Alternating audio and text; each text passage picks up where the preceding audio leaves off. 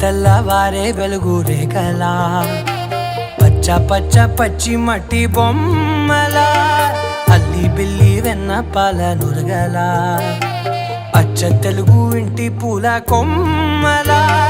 దేవదేవుడే పంపగా ఇలా దేవతే మా ఇంట అడుగే పెట్టెనంట బ్రహ్మ కళ్ళలో కాంతులే మా అమ్మలా మా కోసం మళ్ళీ లాలి పాడేనంట.